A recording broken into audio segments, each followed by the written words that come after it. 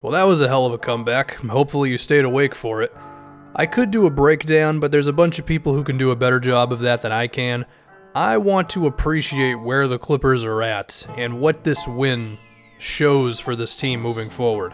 And it starts with Jerry West and Steve Ballmer, who managed to do the impossible, which was get out of Blake Griffin's contract, which has allowed them to make a whole bunch of moves that are making them look really exciting. The next thing they did was take away the president role from Doc Rivers, because he wasn't very good there, but he is quite a decent NBA head coach.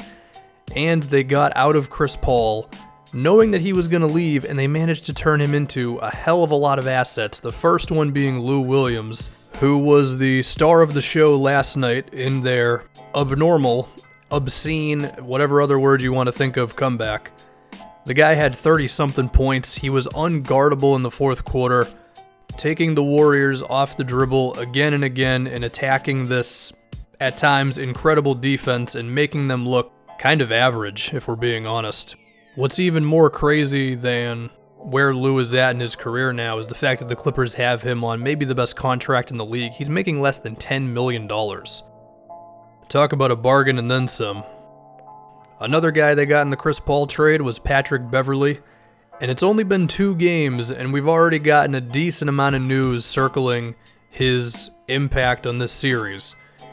He's really annoying. He has made his career off of this, and he's making it his mission to bother the hell out of Kevin Durant. He drew some offensive fouls on KD. The fact that KD already got ejected in Game 1 when the thing was decided says something, I guess. Kevin Durant also fouled out of this game, and maybe Pat Bev's frustrations allowed that to happen a little bit. And then on the other side of the floor, Pat is a decent player. He doesn't force things, and he takes open shots, and he keeps the ball moving. He's the ideal role player, and hopefully the Clippers hang on to him after this season. Another guy that came over in the Chris Paul trade, Montrezl Harrell. He was a monster last night. 25 points, 10 rebounds, 9 for 9 from the field. Montrez is only listed at 6'8". And yet, when you see him out there, he just seems like he's just another big guy. He's got Andrew Bogut on him, who's one of the bigger dudes in the league, and he's going through him like it's nothing.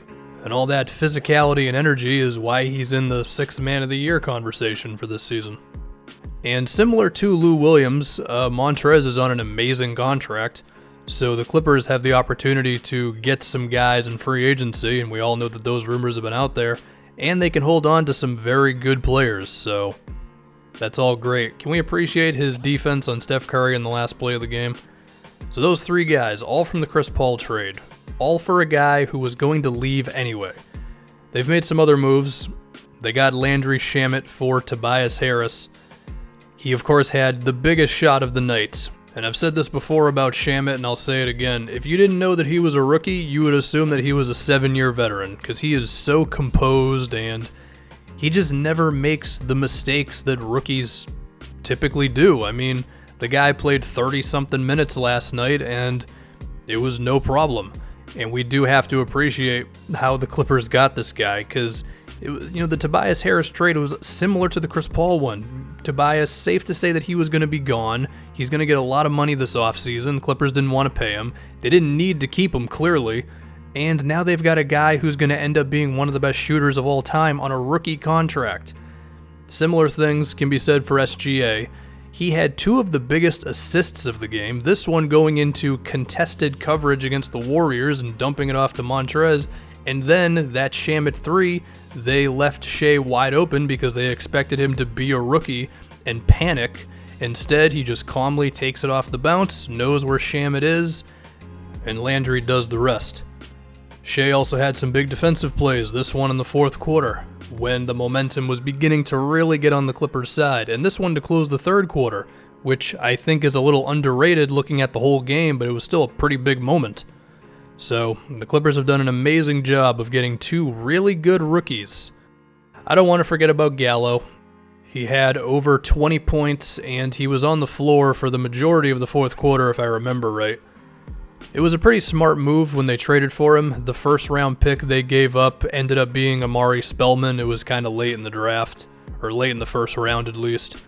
There was some uncertainty on if he could continue being a decent player when they traded for him because of his injuries and all that. But he's looking really good for the Clippers. That's just another solid move that they made. And for what it's worth, I mean, they did trade for JaMychal Green and Garrett Temple at the deadline, and both of them were all right. They combined for, I think, 20 points. Hey, that matters too. I mean, you got to have a whole roster. If we remember not long ago, the big problem with the Clippers back when it was Blake and CP and all them is they didn't have guys like this who you could count on to just give you a solid 10 to 16 or 17 minutes a night. So the Clippers have done an amazing job.